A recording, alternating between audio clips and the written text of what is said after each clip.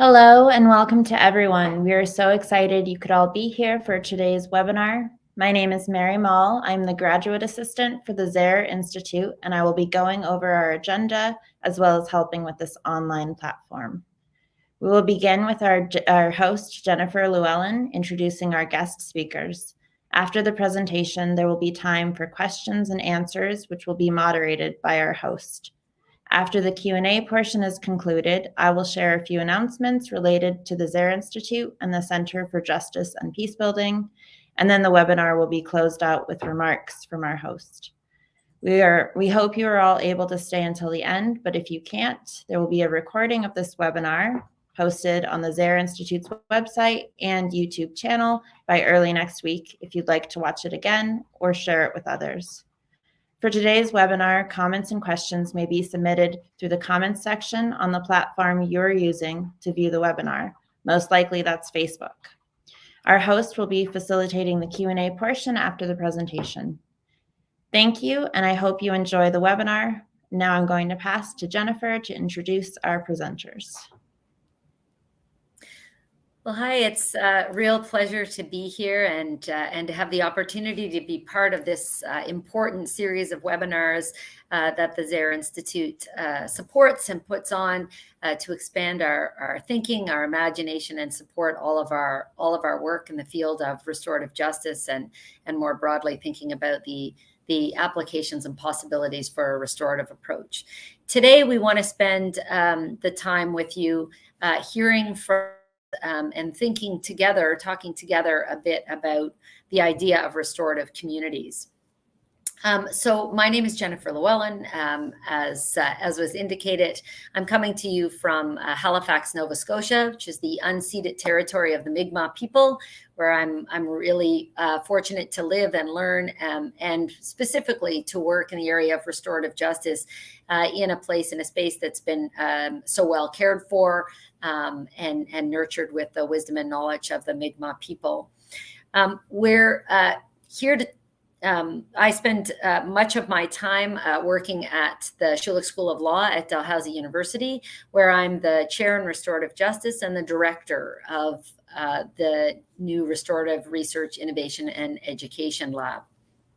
One of the reasons I have the chance to host today and to host these wonderful panelists who I'll introduce in a moment is that one of the other hats I've worn for a while is to be part of the group that has cared for, convened, and nurtured the development of an international learning community on a restorative approach that brings together a range of people into community where we can learn together, we can support one another, in thinking about how to take a restorative approach more broadly across our institutions, our communities, the places and spaces where we live. And that includes lots of researchers and experts and leading practitioners and leaders within these communities, really across the world.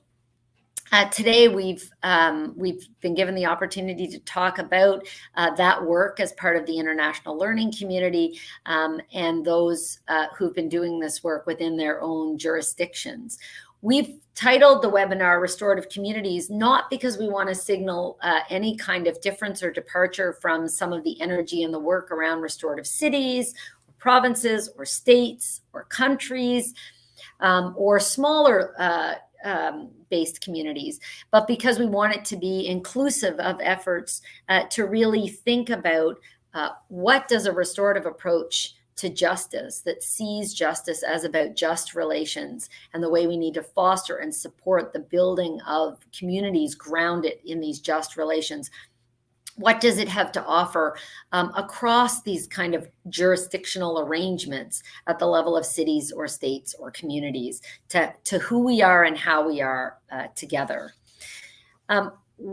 We also think this is kind of an important and urgent time to be having this conversation because of the kind of spotlight that has been shone on the significance and importance of relationships and community to our well-being through the pandemic. And at the same time, a sort of increased attention to the systemic challenges we face in terms of exclusion and oppression, whether that's from the Black Lives Matter movement to movements for reconciliation and decolonization, to the Me Too and Time's Up movements. We really are profoundly facing a challenge to have to rethink how we meet these demands and these real incredible opportunities for more inclusion, for reconciliation, and to benefit from the great and incredible diversity within many of our communities. And so a restorative approach to who and how we are in community is really an important opportunity to be charting a different way forward on these issues. And that's what you're going to hear about more today, grounded in sort of the experience of those who've been doing this work in their own jurisdictions. So today we have with us Holly Northam, who's here from Canberra, Australia, where there's a thriving Canberra restorative community that has been leading the way for many of us in terms of bringing together multiple sectors. And she'll speak a little bit about that to think about how they continue to pursue this idea of becoming restorative. Holly is at the University of Canberra at the School of Nursing and has been doing also an incredible amount of work there in the area of health and healthcare and access to healthcare, in dreaming about what restorative healthcare and restorative hospitals might look like. Next, I'd like to introduce to you Salim Tariq, who has just finished an auspicious stint offering leadership in children's services at Leeds for Leeds Council.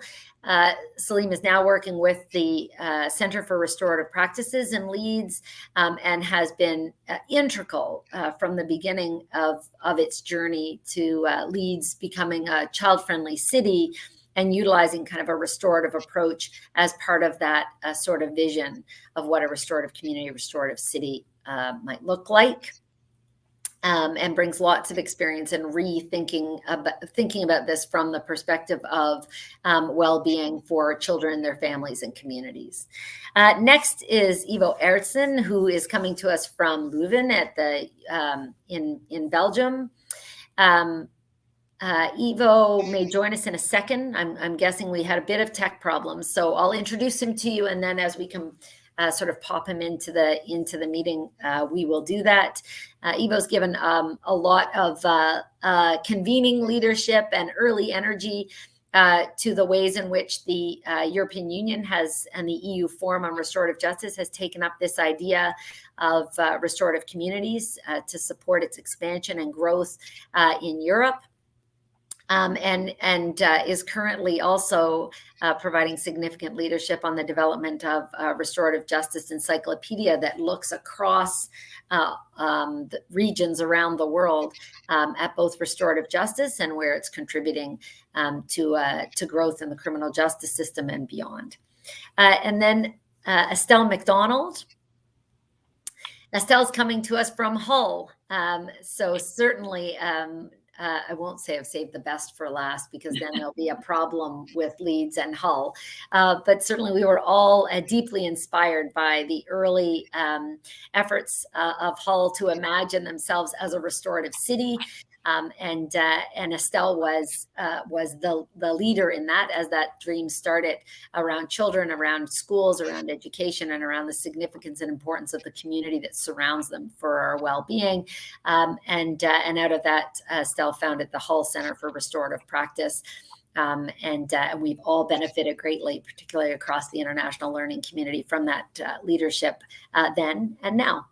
And so the way we thought we've spent our time, and so we'll hope that the tech gods allow Ivo to join us. But in the meantime, the way that we talked about spending our time was really structured in a way that we're hoping not just to tell you about the various things that we've all done and experienced, but to talk to you about why we did that, what made that possible, what some of those insights might be that would be helpful for those listening to both kind of glimpse and understand the promise of restorative communities, but also think about what helps bring that promise to fruition.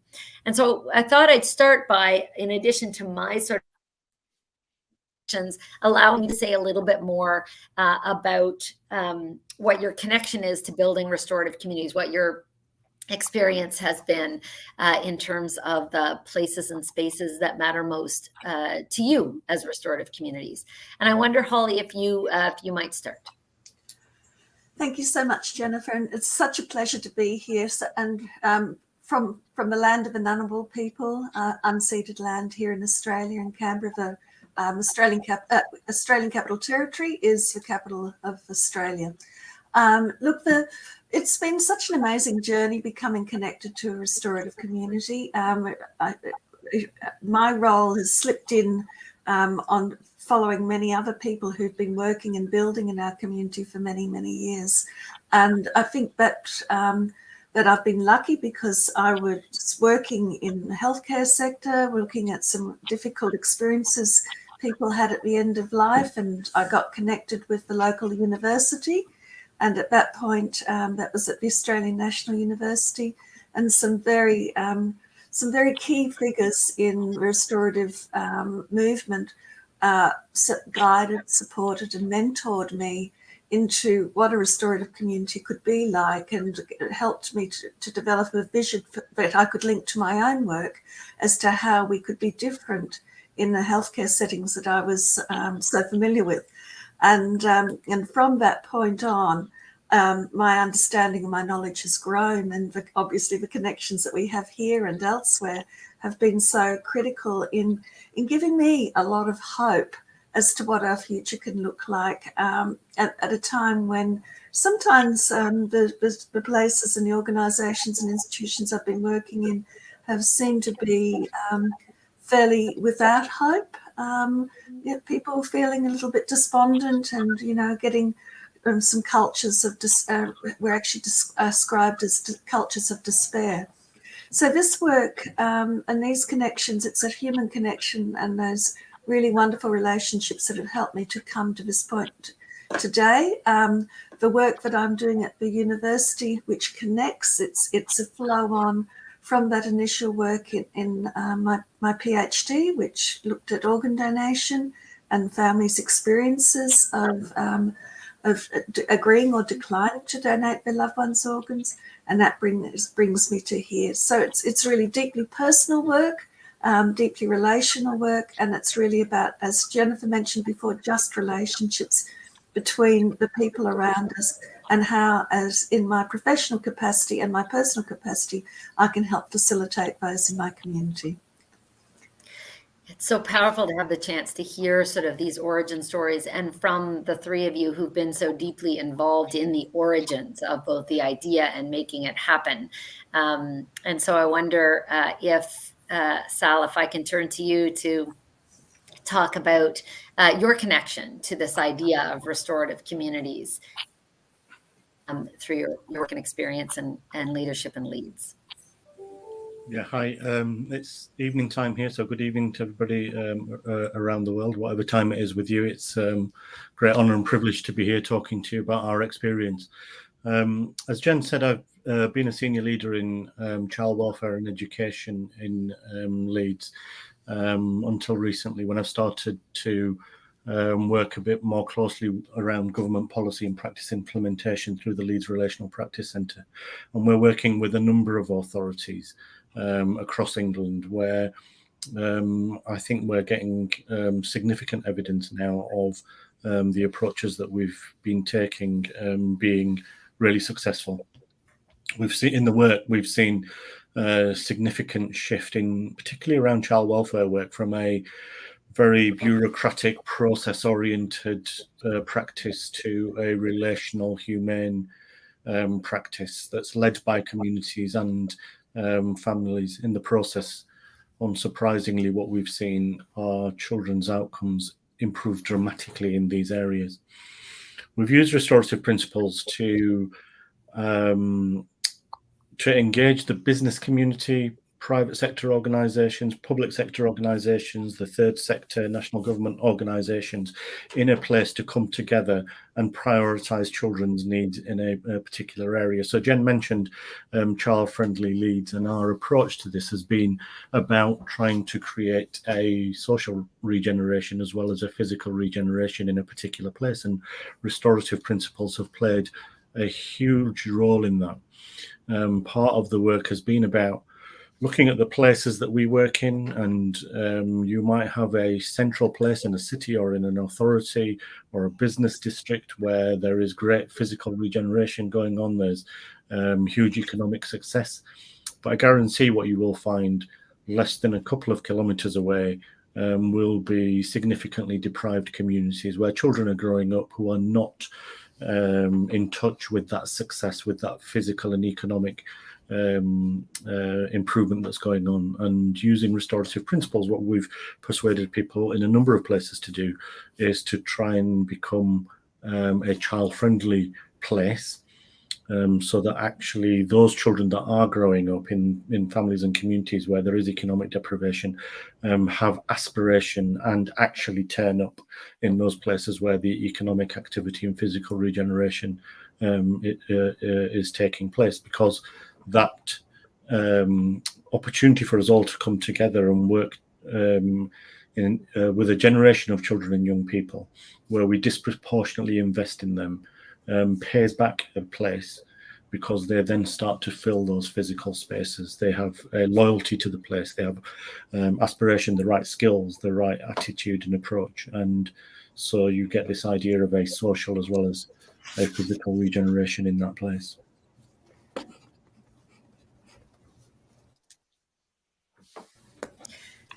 That's wonderful. Estelle, I know that your stories have some connections, both in terms of the incredible wealth of people, right? Stories travel and people travel. And so there's lots of connective tissue. But Hull and your experience in a different place and in a different way in terms of what brought you to see the prospects for restorative city in Hull. So I wonder if you might tell us about that connection as we start to think further about a restorative community. Sure. So my experience started in my own school.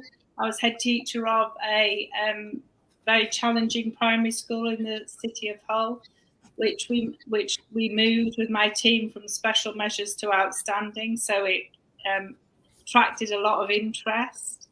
And first started in education, really, that I worked with fellow head teachers who were interested in the achievement and the way it had been, the way it had happened.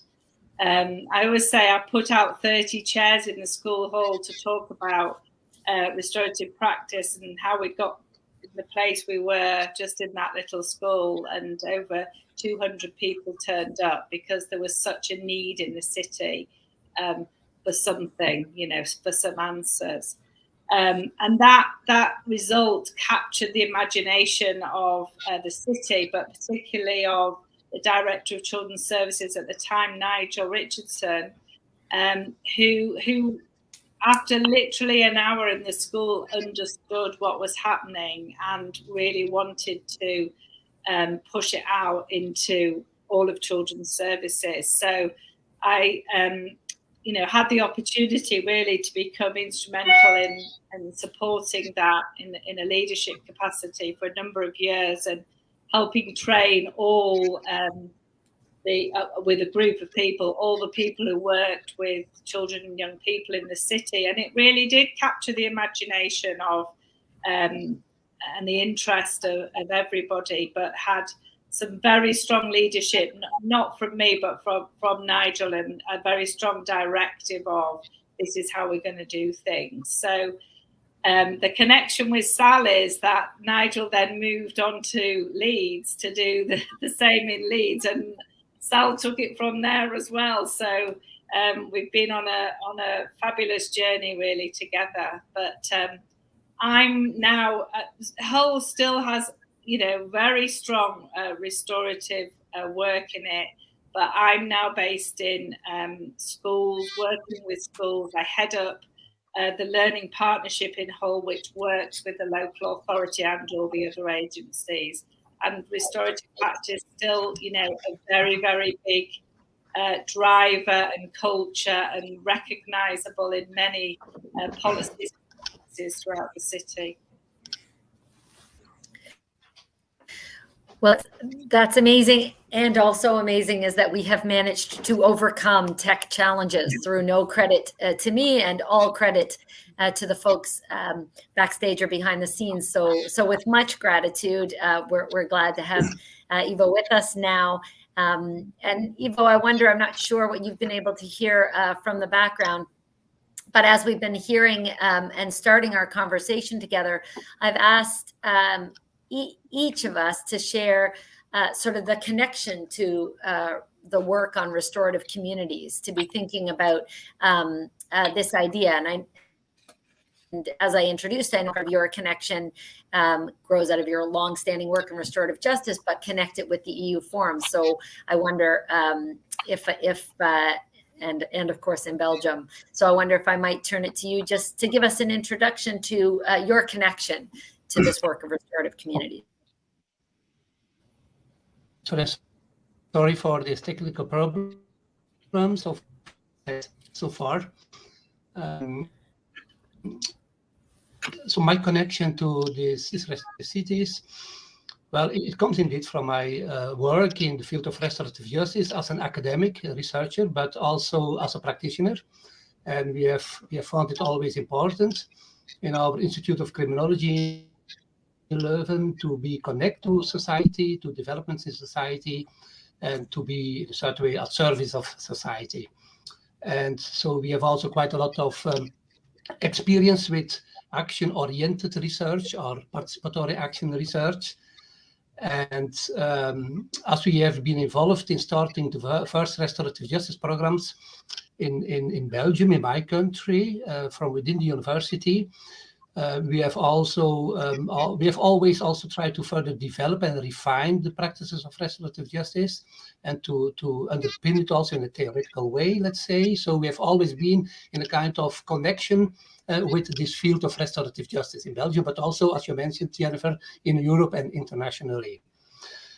Now, what we found in the practices of restorative justice is that in the case of Europe, these were mainly victim offender mediation programs until today, which is good and important. And sometimes mediation can be more important and more suitable than other models of restorative justice. But all by all, we felt we were missing the connection to society, to the community dimension, let's say, because, of course, in order to implement restorative justice in a decent way, in a general way in a country, in a systematic way, you need a lot of public and political support, and therefore you need the support of the community of citizens, of course, but you need their support in an active way. When you hope that you are able to participate in meetings, in conferences, in dialogue processes, then of course you need to have informed them and to motivate them and to support them to take part in restorative justice processes effectively.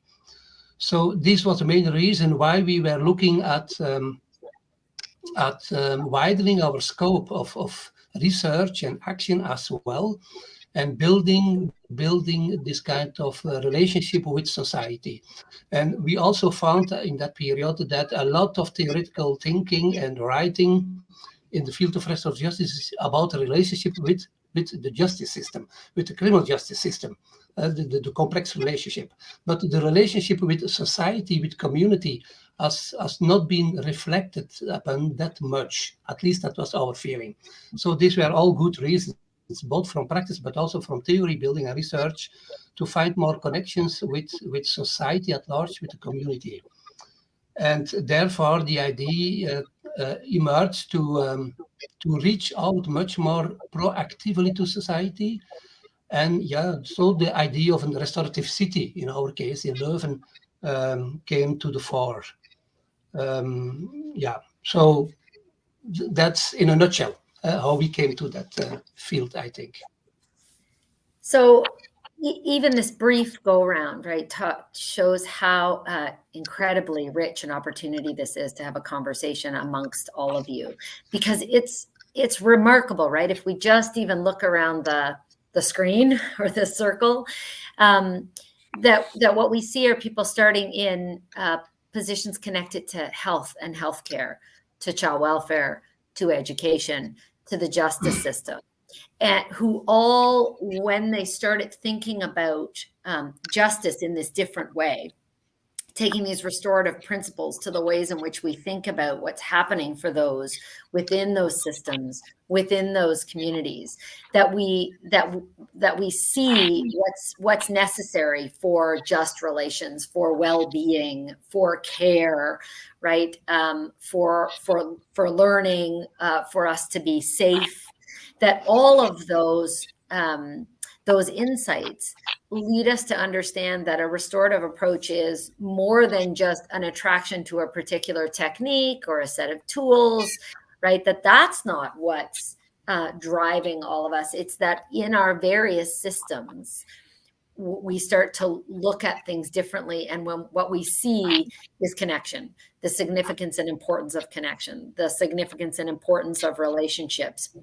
And once you see connections, you start to look beyond the particular system that you're part of to see the connections to the wider, right? So it seems really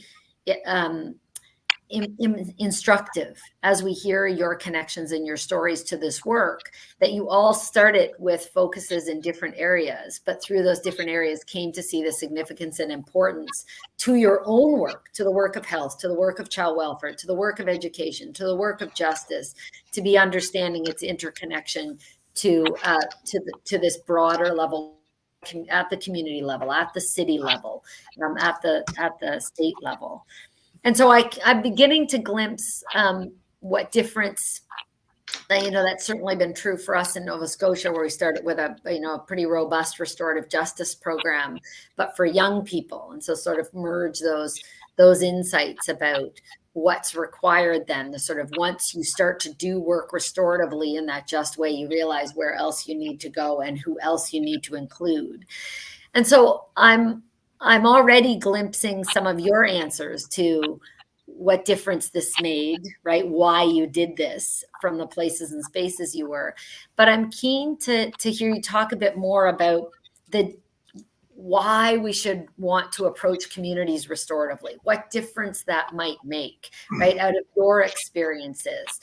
Because I think that might help others thinking about the possibilities or the prospects of this, or who are in the midst of doing work, and can be reminded or understand sort of some of the reasons to do this from you.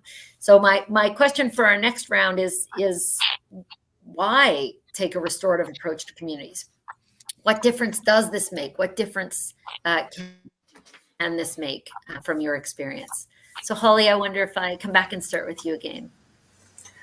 Thanks so much, Jennifer. Look, it's because from my perspective, I think it's a really exciting approach, which actually fits. The more you dig in and start thinking about it, it fits with encompassing everybody. So to explain a little bit more about that, the work that I've been engaged in, my research work, once I pinged that restorative approaches seem to be really amazing in the healthcare system, it started making me think, well, look, it might be fantastic working with families at end of life, but how do we look at this across our institution? How do we look at this across our community? How do I look at it with the healthcare relationships between the other nurses and doctors that I'm working with the other community members, the families, the patients, but the principles of restorative approaches helped me to start to dig in, to ask those questions. Well, whose voices aren't we hearing here? Whose voices aren't we hearing in the healthcare system? And so with that, it became very obvious for me in Canberra, Australia, that our First Nations voices were very silenced in our health system as a population. And then when you look to the data, you could see very clearly that there are health disparities, that there was injustice, social injustice in the health outcomes. So it became, as a nurse, you know, my professional approaches and a midwife have always been that we have to advocate for the people who we're caring for.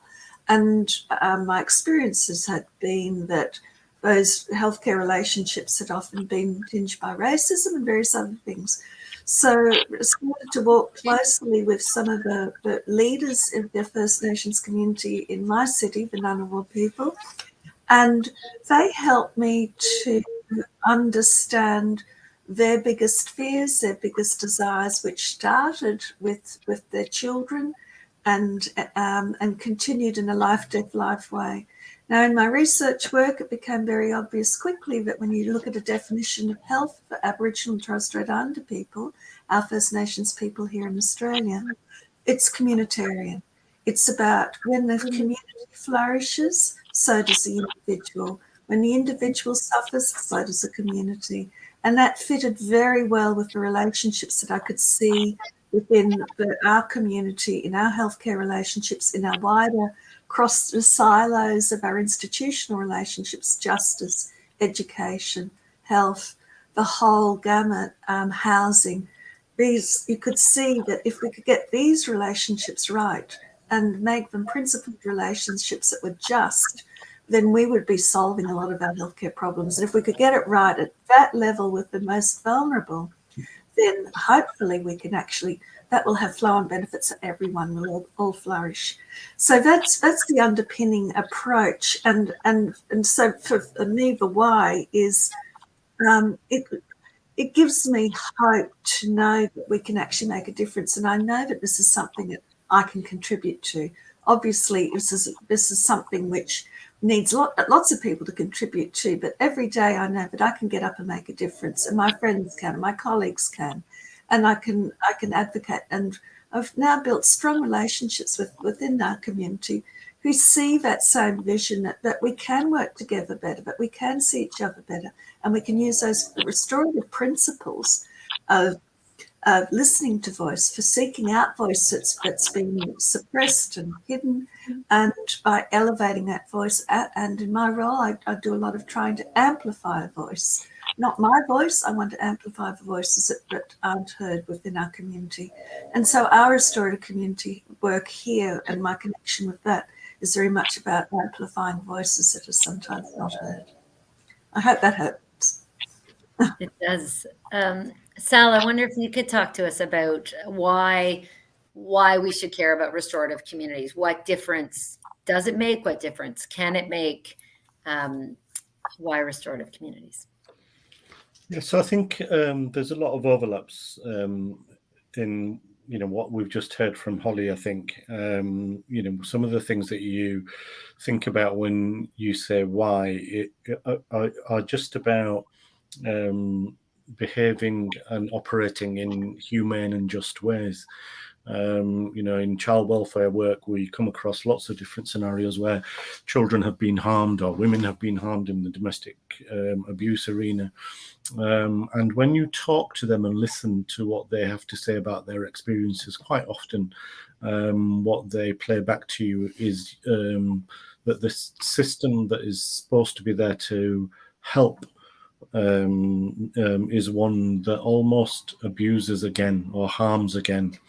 And actually, I think that some of the thinking that we've done around restorative is about, starts from a position of anything that we do must do no further harm.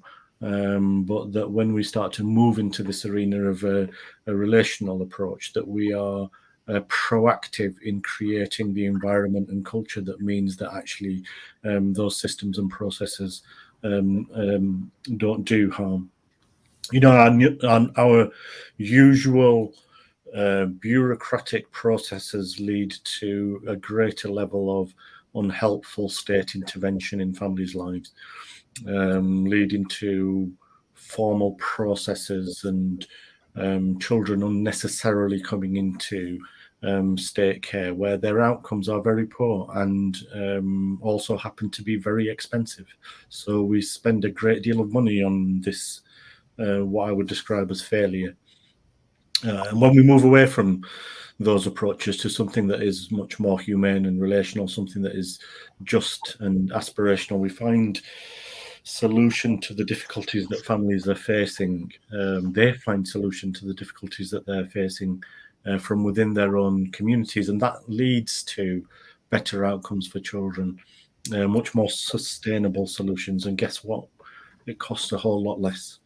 And when we're trying to do this sort of work, I think some of the things that I've been struck by is that it does mean individuals within the system that make up the system have to look at their own behavior and approaches, and that we have to pay a great deal of attention to organizational culture and to leadership.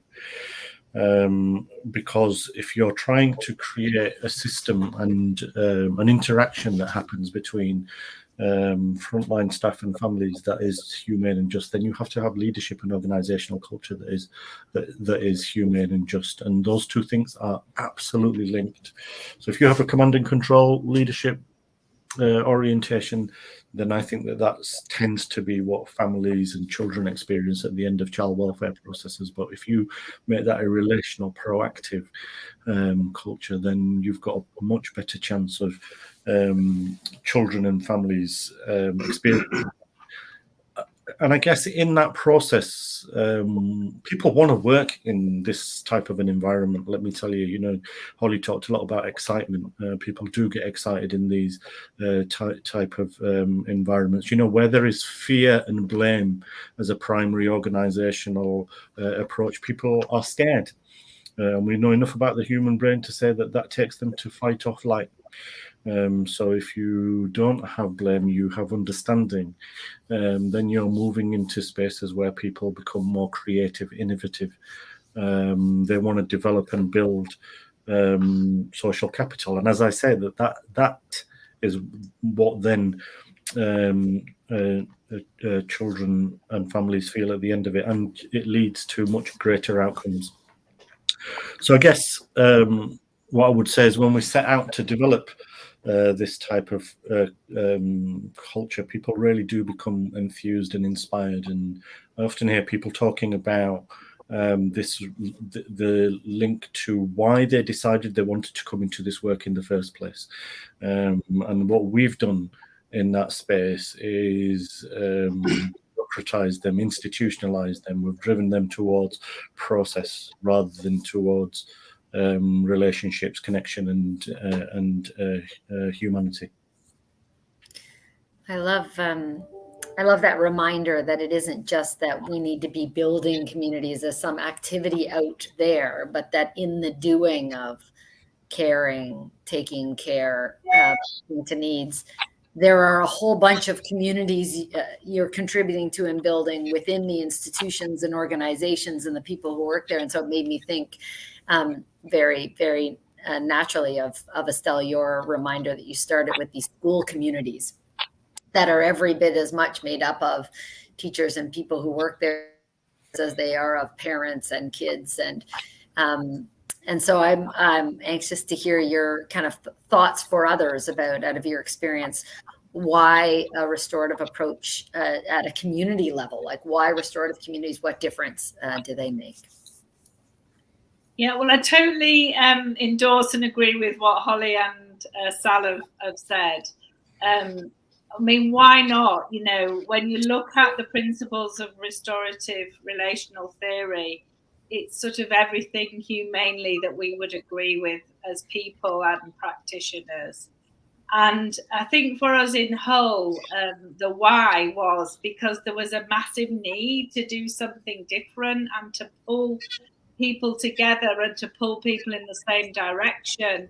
And what relational and restorative practice gave us was that language and that,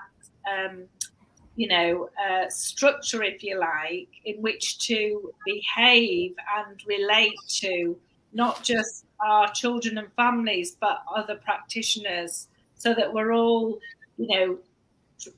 trying to do the same thing. We're trying to make lives better for people. We're trying to educate young people to be really good citizens. We're trying to make the city, somewhere that people want to be and want to live, and a community that they feel they can thrive in. And the thing about Hull when we started this work was, I mean, there's still an awful lot of problems, but our statistics were pretty horrific around school exclusions, around teenage pregnancies, around children in care, around children in the criminal justice system. And so there was a tremendous need and a tremendous desire from practitioners to actually do something different. And this did excite people. This is my grandson, and did excite people, and really, got people really interested and really thinking that actually there were some answers. It's not a magic wand, but there is something magic about it. And I think the magic is, I mean, my daughter said, is it some sort of cult, this, Mum, when we started? And no, it's not a cult, but it is a way of being, and it is a way of behaving that really works. And we've had some really, phenomenal results in the city, as Leeds have, around, lack of, reduced exclusions in schools, around happier staff in organisations, better staff absence in organisations, and around actually raised academic achievement through raised attainment and happier communities. So the why to me is, maybe it was helped in Hull because there was such a need, like there was in Leeds, that there was, we were at rock bottom at one point, so really had to look for what we could do, and that really was the kind of motivator for people and the driver for people. And as soon as we started really using it across the city, we got results very, very quickly. And of course, that excites people and motivates them and pushes them on. I don't know many people except a head teacher who become better at their ability to talk when they are managing both be present with kids and present with all of us, but no greater relational model. So thank you for coming as well. I saw so much of the head teacher. Oh, did you? You can never take out of the ability to present relationally and with us. So that's incredible all on its own. And I'm struck by this idea of how eye-opening, right? How revelatory it can be in these moments. I think we're all living through this kind of moment now in terms of the shock of the pandemic and the kind of real clear-eyed view of how urgent the need for change is, and to have seen how that played into your answer to why this must be, why we must move. So, Ivo, I wonder if I might turn to you to offer us some of your insights about, in terms of how others might think and how you've thought about why this restorative approach at the community level in terms of what justice and just relations require, what well-being requires, why, what difference can it make? What difference has it made? Mm-hmm. Yes. I would like to make a distinction between a couple of dimensions or levels. First, as I already mentioned in the beginning, we need community support and dynamics in the community to make restorative justice as we traditionally know it, to make it really effective and widely applicable and so on. But that is, of course, not the only reason why we are moving into the community and working into the community. I think if I try to reconstruct which kind of way we went in Leuven in this initiative, I think most of us were very much concerned about some social tendencies, about polarizing tendencies in society, in a general way, in many fields, and extremism, polarizing tendencies. And that has been a very strong motivation, I think, for us to start such thing as a restorative city. that we became convinced, we were many, that we should do it in another way, that there should be another way to proceed and to build our communities and our societies, and to prevent, to avoid ongoing polarization. So that is a kind of social concern that many of us had, I think.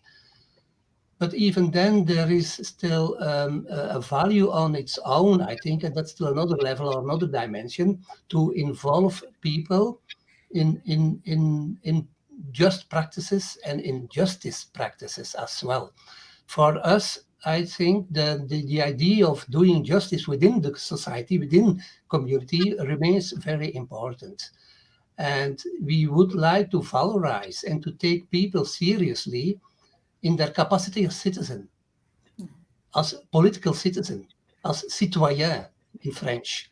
And these notions might have a little bit different meanings, I think, between our countries or between our cultures. So, but this political function of a citoyen, a citizen, is important, I think. So the capacity for people to participate in justice processes, in deliberative processes, in reflecting about what is good, what is wrong, and to support people, to give them the possibility to do that. We very strongly believe in that capacity, and in the need to support people in that way, to create spaces where people can exercise, where people can learn by going through conflict, and by going through tensions, where they can learn to take up their role, to contribute to justice processes in an informal way. And then it's interesting to see how that relates to the formal justice systems in our societies, of course. So it was and it is a concern for us, on the other hand, whether we are not going too broad with our restorative city ideas. And of course, I think we all share the same philosophy, the same values, relational practices. Relations are important, I think. We have to valorize relations, and they are very often eye-openers indeed, that it can be done in a different way. It is a way of being and behaving, as I heard. Indeed, this is a basic value that many of us working in the field of restorative cities share, I think. But at the same time, we are a little bit concerned that this is a very immensely broad field, because this is maybe just a question of good policies, good social and educational policies in our societies. And should we really try to do all these things? I think that is far too much and far too ambitious, I think, for one network or for one initiative.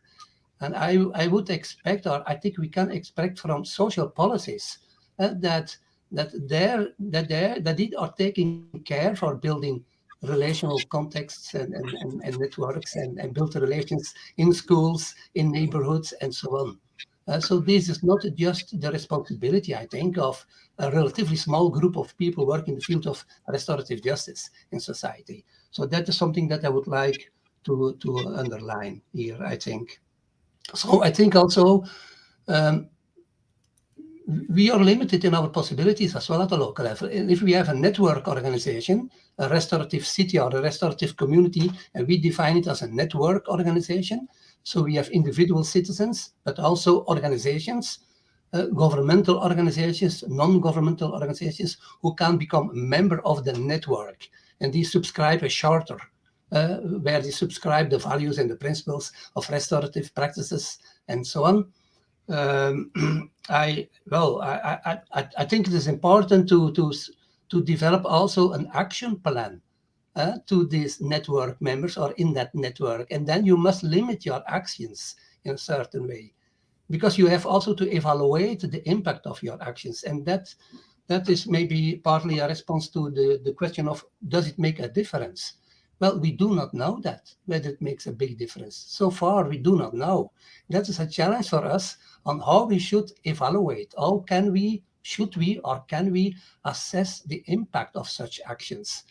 When we develop practices in schools or in neighborhoods, when we set up pilot experimental programs, when we start a program with community circles, for example, in our city, and we apply it 10 or 20 times, does it make a difference? Are we able to influence, to change the culture, the skills and the attitudes of people? And even more important, do we really reach with our programs those people who really need it most? We usually reach the usual suspects with our programs and with our activities and our events and our workshops and seminars and trainings. But it remains a challenge, at least for us, to really reach also these minority groups, people who are usually not listening and are not interested in this kind of things. So that is, I think, a big challenge for us as well. So to conclude, we need also a certain focus, I think, in our actions when we build a restorative community or a restorative city. Yeah, so a way of helping us think about not only what difference we want to make, but how will we know? How do we keep trying to figure out if it is making a difference? Because what's really clear from what you've all shared is this this idea that restorative communities, that the sort of why we do this and what it means and what difference we want to make, it's clear that it's got to be more than slogans and banners and tools like we do a lot of this here or programs, but it's got to be in service of being different, right? Of making a difference to the ways in which we understand what it means to be in community and to be community. So I was really struck by this in all of your comments, this idea that it is about what individuals need, about their well-being, about their care, about their learning, about their health, about their belonging.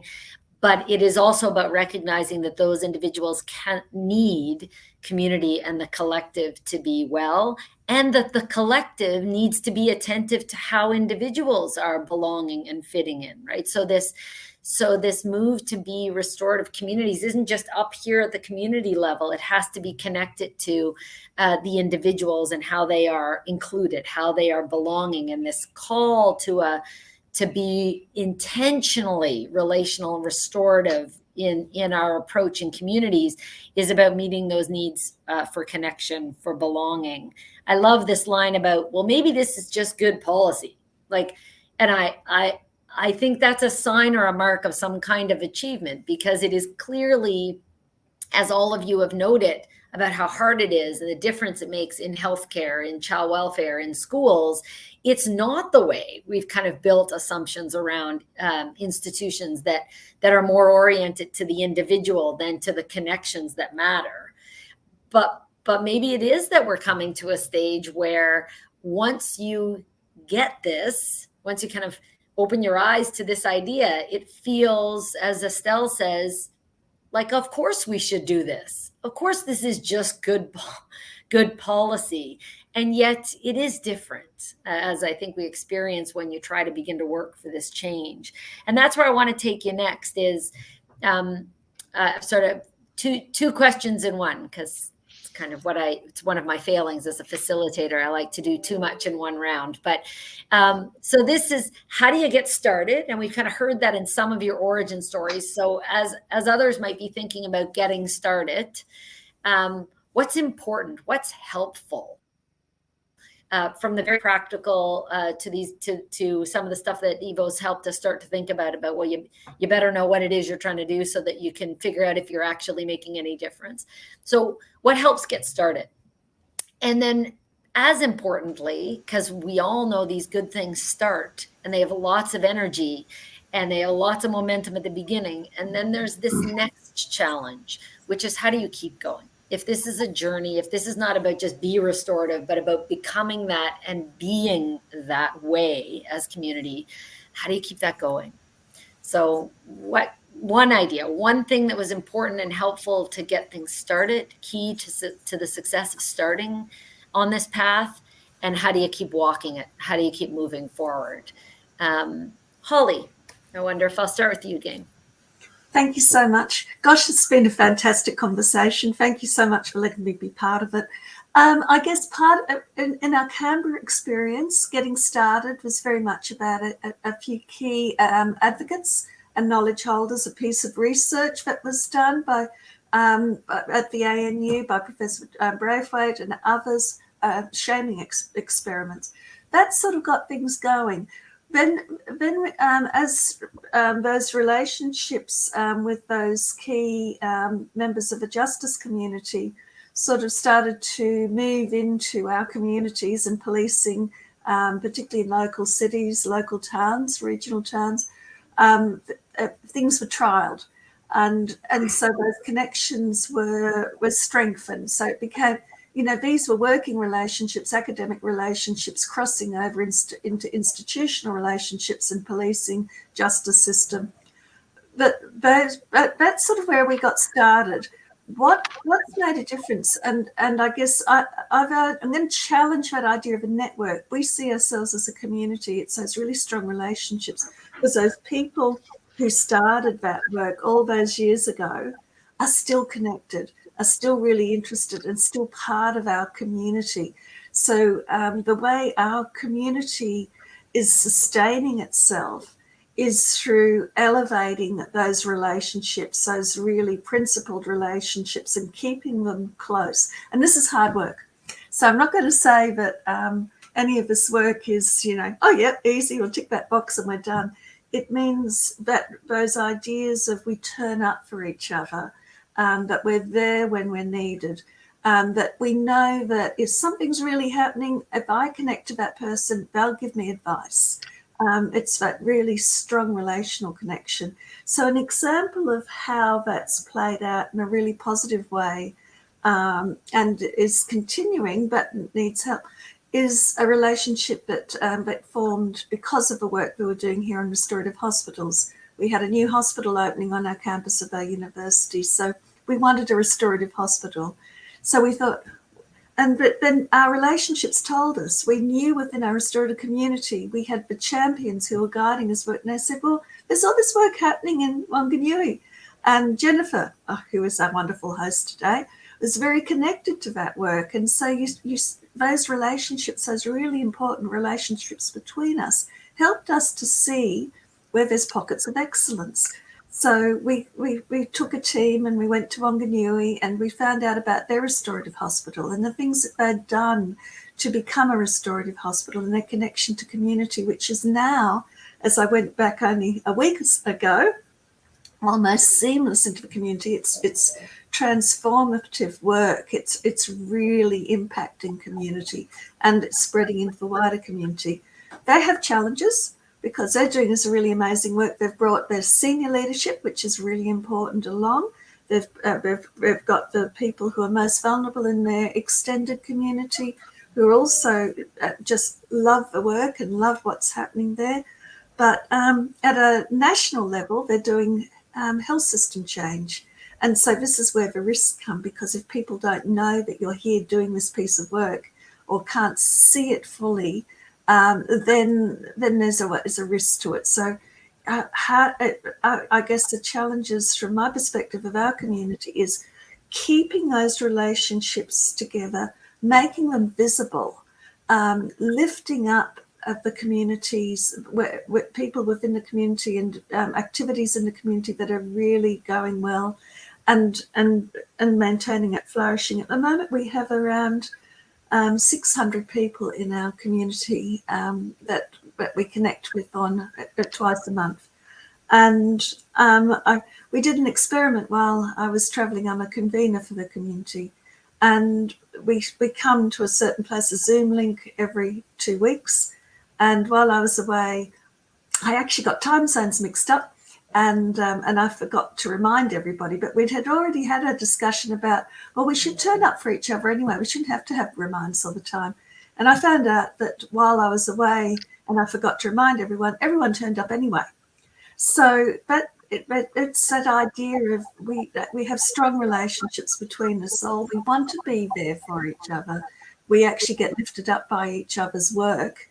And we're working challenging child protection services at the moment, and making a more restorative approach, where at the moment child removals are just pretty awful here in Canberra. Incarceration rates, particularly First Nations, we're challenging prison system at the moment. We've got people who are experts in sport who are looking at how they can really play a role in recidivism. We've got people who are working in all the familiar fields of restorative justice around sexual problems and all of the relational things that happen in universities at times. And there are layers and layers and layers of work that are happening within our community. We're having a face-to-face meeting next week where we hope to patchwork all of the jigsaw, all of the work that's been doing. As I've said, you said you need to be able to see where you're going. You need to have a plan. And so we'll put everybody's work together. But what we're finding is our community is spreading. So it's within the high schools. People are coming who are teachers. People are coming who have lived experience. And those are the things that make the community rich and make it sustainable. But it is hard work because you do need to make sure we stay connected. And we don't have funding for this work. So we don't ask the money. We're doing this because it's for us. It's personally, we feel it's the right thing to do. I hope that's sort of helps. And so that's in Canberra, Australia. There was just a question in the chat to confirm where that community is. And there's actually a website where you can look at the Canberra restorative community. But so interesting to hear you talk about it as in terms of the lessons that we know about what communities are like all the time, which is they are ecosystems and they're dynamic and they have lots of parts and they grow and change at different paces. And how do you facilitate and keep that connected? Sal, I wonder if you have some wisdom to share with us about what was key to getting started, what's helpful, and what's key to keeping you going. Yeah, so I mean, I think Estelle said a little bit about how both in Hull and Leeds some of the motivation was because we were at rock bottom in terms of the circumstances that we found ourselves in, and that sometimes presents itself as an opportunity to say whatever we're doing currently, it's not working, and therefore we need to do something that is transformative and radically different. I would say, in addition to that, have a look around and just see what's going on. When you think about the link between structural disadvantage and poverty and outcomes for those people that suffer that disadvantage, through misogyny, racism, the link. There's a big study that was done here in the UK about the link between poverty and the likelihood of children being in care, and we can identify places in the country that say that you are where there is economic deprivation, where children are 10 times more likely to be in care than they are in less economically deprived places. And so there's an imperative, I think, around trying to challenge and tackle that.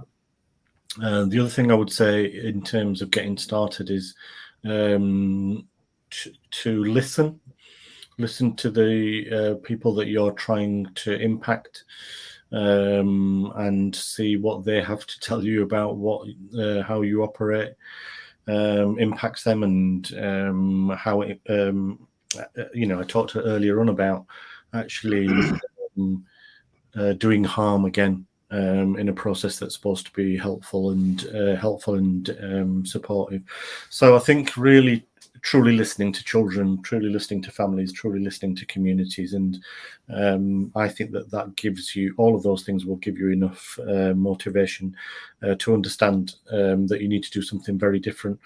And if you link it again to why you came to the work that you are in, you'll see that you've been institutionalized into doing something that is polar opposite to what you really came to do. I think you have to start with yourself as well, and look at your own behaviors and influence, and think about your peers and how you're impacting on the organizations that we are working in, and therefore on the communities that we are here to serve. And then keeping going with it, I guess once you've done it in this way, I don't think there's any going back, because I think that those old ways of working have created a logic that I do not believe is logical, actually. But there's a logic that people buy into. Once you unpick it, you find a new logic, and that new logic will not entertain this idea that processes will support and help people in a way that relationships can't. So I think that once you've started on this journey, I think you start to see a different way, you experience a different way of being. And once you start to listen to families and communities and respond effectively, there's no going back. Really, and in some ways it has to be part of your aim to create systems where those people that you are there to serve have a say in how they are designed and run. And once you're down that path, I think you're institutionalizing it in a very, very different way, and so there's no coming back from it. That's awesome. Estelle, I wonder if you, I know you have thoughts to add about what was key to the start, and as you think back to the start and where you are now, what's been really important in the ongoing work to keep traveling this way? I mean, I think the start was about motivating people and exciting people, and we've all sort of talked about that, but also providing some resource in the form of training, in the form of a centre and a point of contact, and in the form of leadership. So we quickly identified who were the key practitioners and leaders in each sort of aspect of children's services and police and health, and got those people together regularly to talk about what they needed and how it was going. And I think that was really important.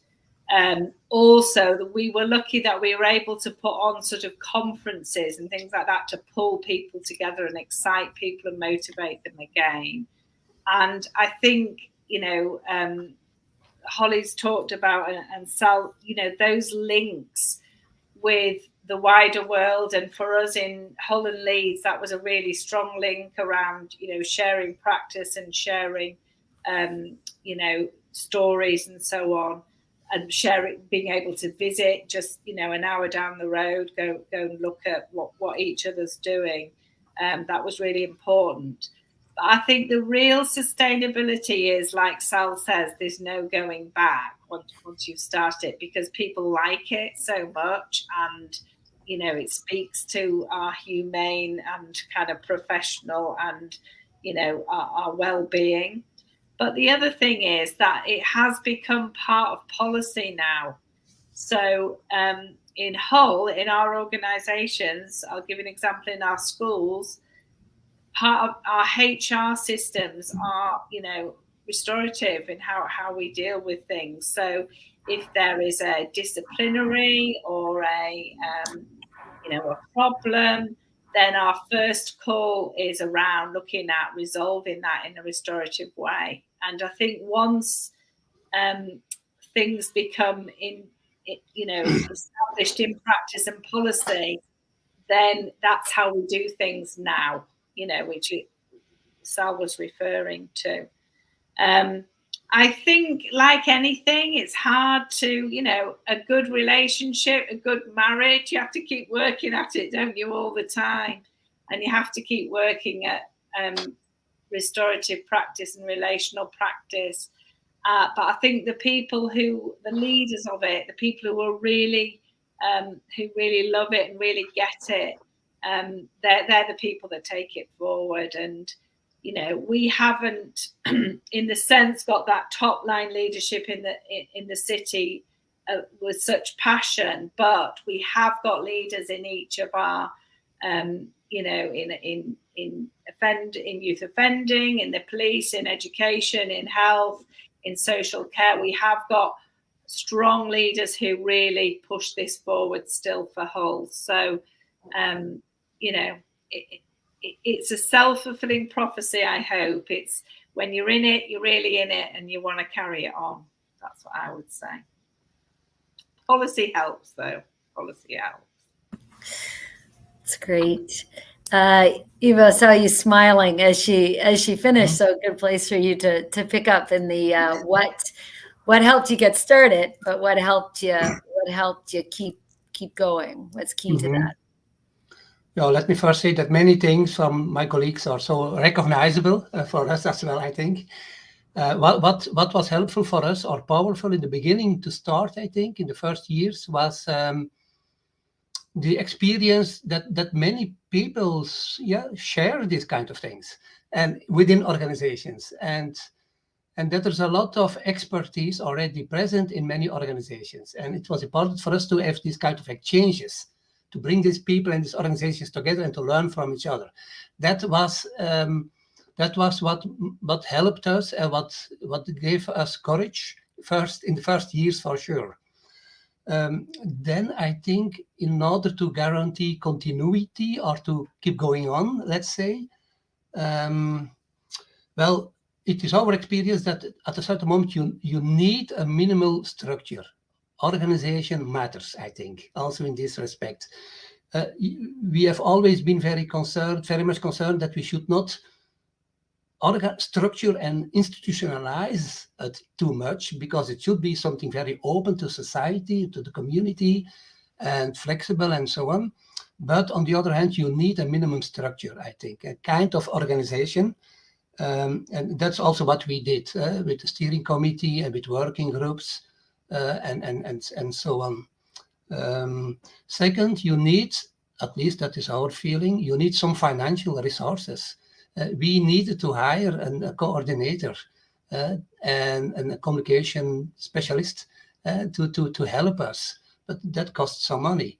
And you need these minimum financial resources. It's not a lot, but in a city as ours, Leuven is a small city, 100,000 population.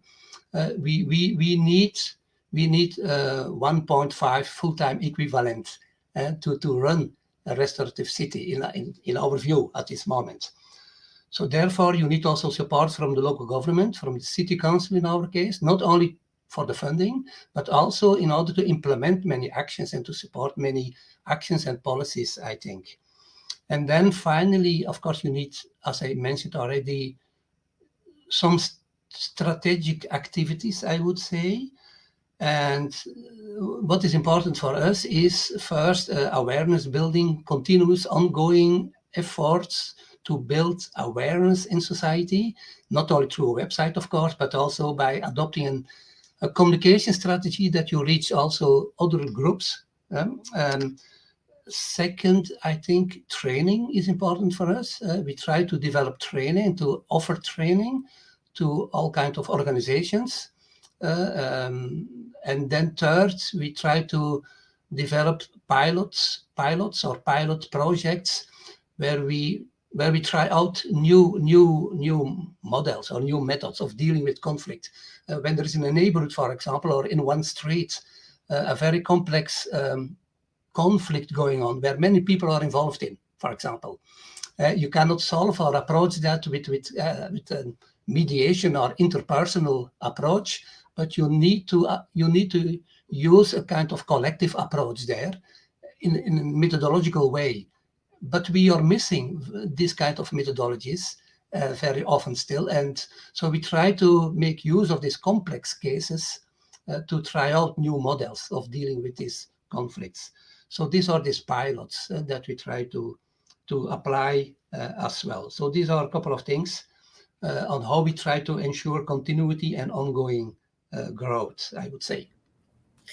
I had this image as I was hearing all of this really taking this on board as if it is every bit a kind of a journey, right? And successful traveling means don't travel alone, be prepared, ensure that you help others like join the journey. They got to know like where you're going and how you might go there. And then you've got to sometimes reassess as you hit roadblocks or terrain differences or what more you realize you didn't pack or you don't have.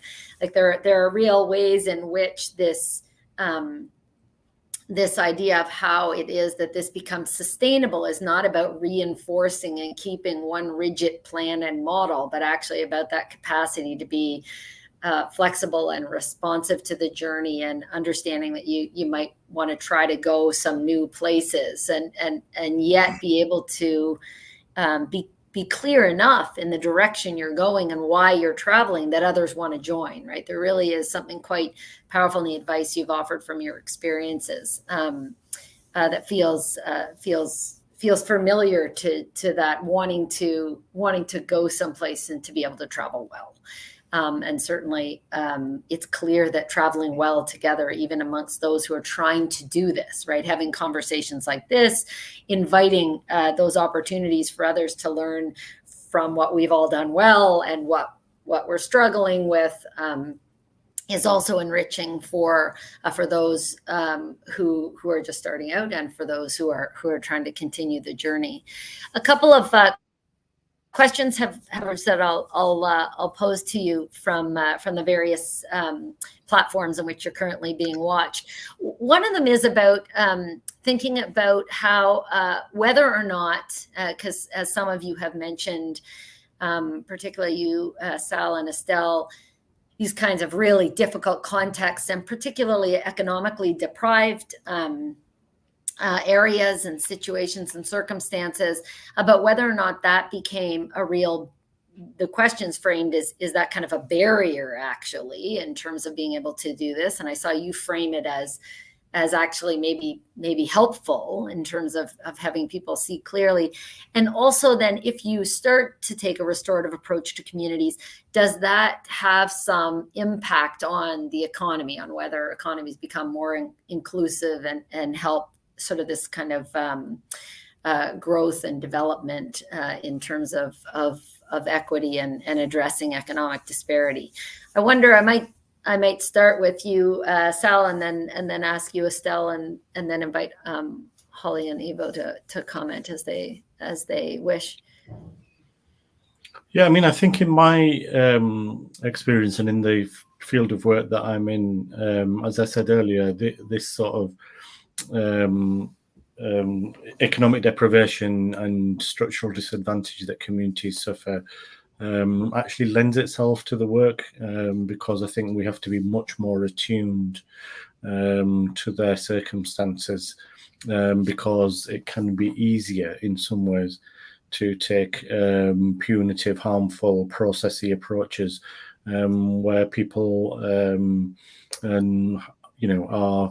are disempowered in many ways. And so actually I think it drives the need for a relational or restorative approach. But I do think there is something about being able to try and connect it to that social and emotional regeneration, because there will be some form of physical regeneration that's going on, and it's just that broader link. When we started to talk to business leaders in the city, we would spend quite a long time trying to persuade them, so we thought we needed to persuade them about the merits of disproportionately investing in children in order to improve a society, and we'd be doing elaborate discussion about it, and they would just say, stop. You don't need to convince us that it's better for the city or it's better for the society that we invest in children. Tell us what you want us to do. So I think, and that was pretty liberating, really, in many ways, because from a public sector background, you can often think that the whole of the private sector is capitalistic and inhumane and individualistic, and actually, you know, people are just people, aren't they? They understand that an investment in children across a region or an area is going to lead to better things for society in that place. And so we didn't have to make too strong an argument. So I don't think it influences it in that way. I think that this work is possible wherever you are. There will be processes that are punitive. There will be leadership that is command and control that you can change. And when you change those things, you'll see different outcomes.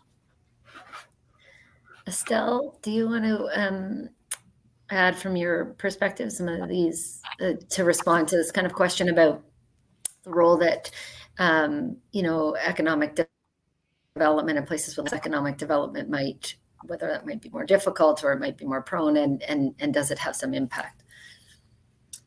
Yeah, I mean, just say, I agree with what Sal said. I mean, I've said, I keep saying that it was a motivator for the city, really, because things were so bad. And as soon as we started having some good results, we also had started saving money on things. And I know, Sal can give you, some, not now, but some real details of how they've saved money, that not as many children going in care and being looked after, being looked after by the family in a safer way, must have saved the city a lot of money. And the same's happened in Hull.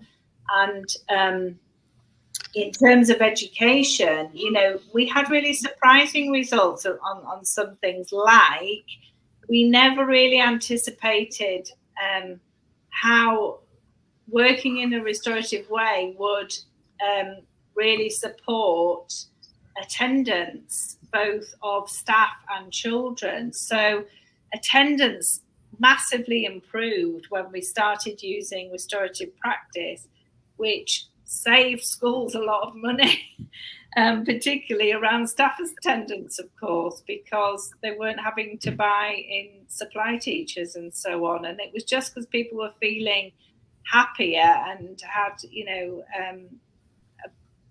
were just happier in the workplace. That was a very small example, but, a very kind of pertinent one, really. And then, of course, in a city, again, like Leeds, where things are all the wrong statistics are high, like your poverty, your teenage pregnancies, your children incarcerated, and so on. As soon as you start reducing those numbers, you start saving money. I mean, that's not why we do it, but that is a really positive outcome. I hope that answers the question. It does. I'm struck also by some of the impacts on the economy that some of those things will have, right? We know about women's participation in the economy depends deeply on childcare, the support for children, on schooling, on people being in school and well. And so you can see those kinds of ripple effects, as well as on the sort of built environment, social development in a city. Just mindful of the time and wanting to make sure that we get to at least one more of the cluster of questions we've gotten, and in particular, I'm smiling because one of these is coming from a place I know is putting some energy behind thinking about being a restorative city here in Canada and Vancouver, but others are asking similar things. So Holly, I might start with you about how you convene people and keep them connected. And I'm thinking here too, Ivo, of your comments about, so we thought we needed then a steering committee and other committees to keep people together, not only for structure, but to keep people connected in the work. The question was sort of specifically saying, so you have all these people who you need to collect and involve in a restorative community movement and approach. Then how do you convene them? Like, do you invite all 600 of them to your meetings, Holly? How do you keep people together? What if they all come? How do you keep them involved? And then Ivo, I'll go to you to sort of think about how have you kept people involved and engaged? Because you were saying like it can't just rely on this small group of people. We need more people. Holly, I wonder if I start with you talking to us about how you do these convenings and gatherings, and then Ivo ask you to offer some of your thoughts about this this challenge of including and involving the number of people that are needed for such a development and a movement. Holly? Thanks so much. Look, I think basically we started with the workshops that we had in Canberra fairly early on. People became connected through those workshops. It was an organic process. We had a database that we've maintained, which is now, as I said, around about 600. We were meeting in a coffee shop once Tuesdays and a Friday, one at lunchtime, one after work, to help people. Then COVID hit, so we moved online to Zoom. We didn't know if that was going to help or not, but we found that that's actually been amazing, because it's provided a lot of people who would not have had the opportunity to connect in to actually come to our meetings. In answer to the question earlier on about how many attend those meetings, face-to-face, the last face-to-face we had, which was a full day one, I think we had about 125. The fortnightly Zooms, we can have anything up to about 25 attend.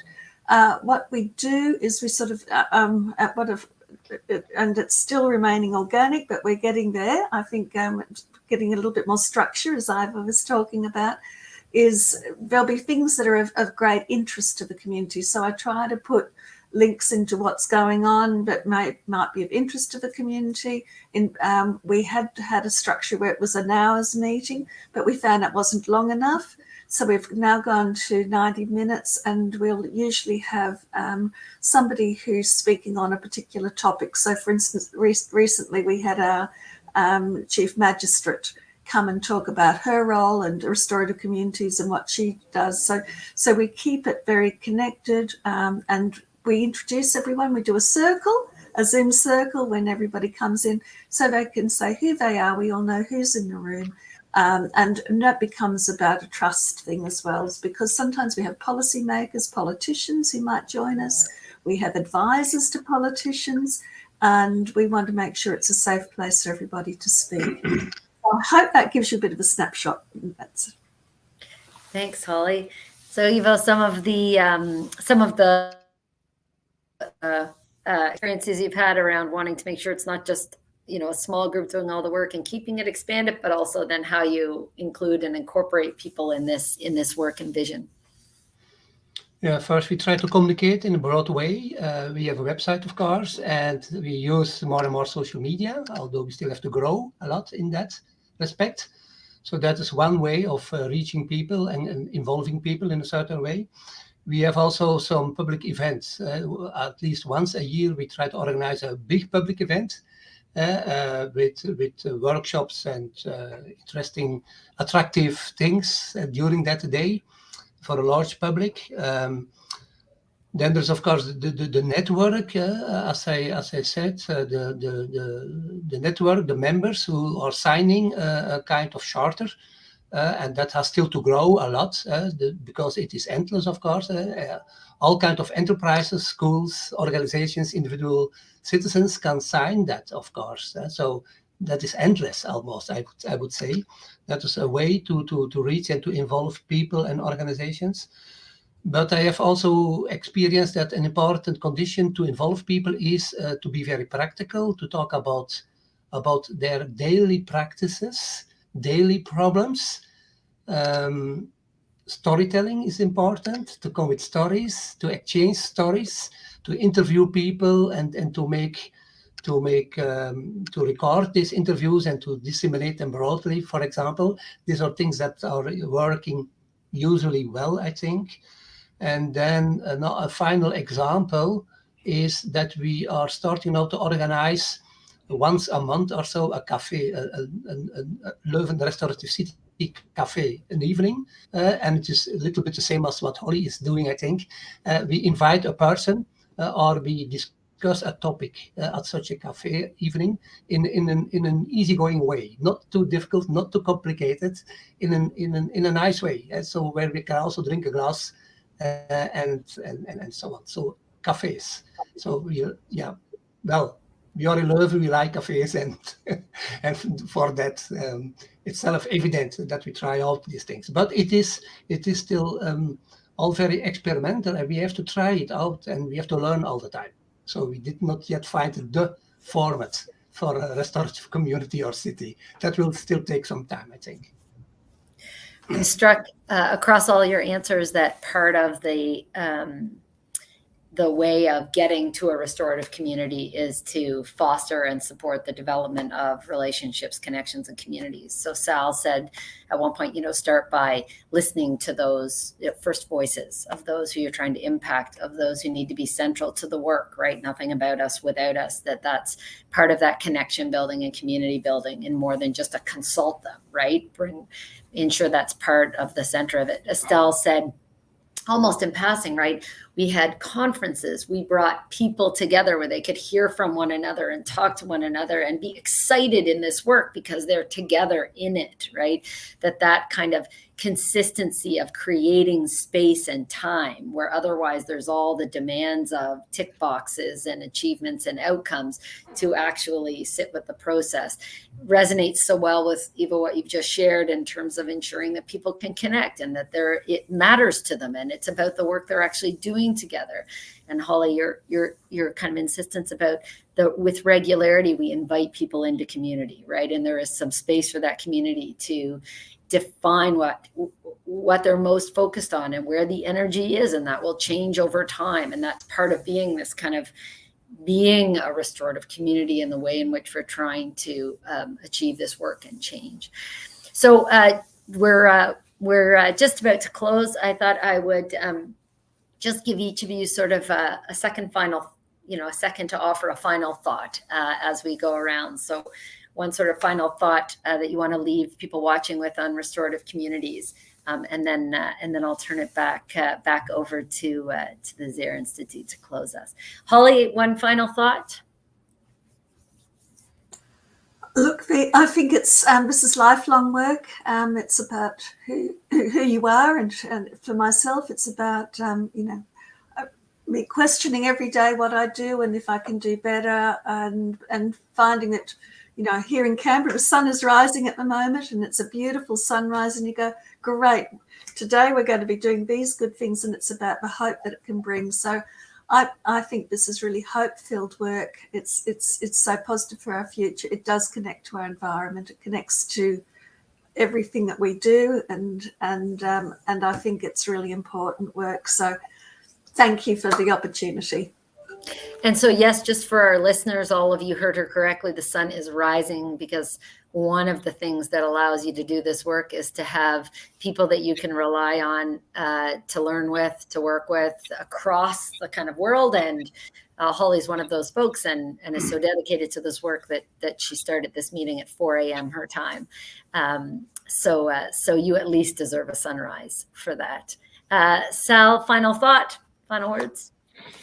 Yeah, I mean, I think I go back to just really carefully listening to people, and we talk a lot about real listening, and then starting with yourselves. Really reflect on the impact that you are having, and is it the sort of impact that you want to have?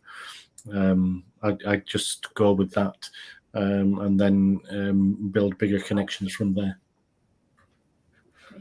Estelle, your final thoughts? Sorry, I'm enjoying that. That's perfect. My final thoughts are: do what you can, in your with what you've got, really. So when we were initially training schools, there were some teachers who came and said, "Look, my head and my leadership, they're not really interested in doing this." And I said, look, you do it in your classroom. You make your small community what you want it to be, and actually it catches on, doesn't it? And people like it and engage with it. So my message was, it doesn't have to be a massive thing. Start small, do your little bit, and I promise you it will grow. Beautiful. Ivo, your final words for us. Yeah. Final thought. Okay. I have not that much to add. I think it's about networking. That's key for me. Networking, building dedicated networks, I think, of people, and offering mutual support and inspiration, I think. And yeah, if you have this kind of attitude, it will work, I think. So thanks. The power of that wisdom of connection, of relationships, of building those kinds of network connections, of nurturing them, of coming back to them, is evident in this session, in the invitation of the Zaire Institute for us to be part of this important webinar series, to be able to reach out and to share, but to do that in a way that really is an invitation to be learning along with all of us as we try to do this work, and in the hopes that there'll be greater connections with all of you who might be listening and interested in contributing to this work in your place, in your space, in a small way, as we start somewhere and in our places and spaces, and hope to go everywhere. So I'll thank you all very much for your inspiring work and leadership and the contributions that you made to our collective thinking and work on this today. And I'll turn it back to Mary.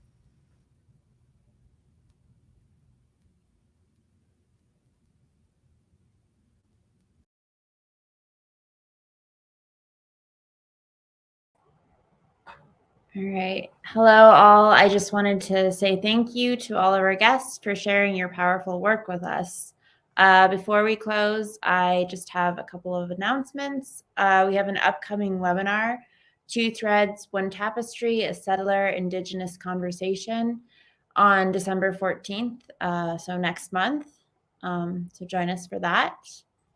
And also just a reminder to visit our website. You'll get updates on webinars, get connected to resources, and learn about events that are taking place at the Zaire Institute. So thank you again to all of our guests for sharing. Thank you, Jennifer, for hosting. Thank you.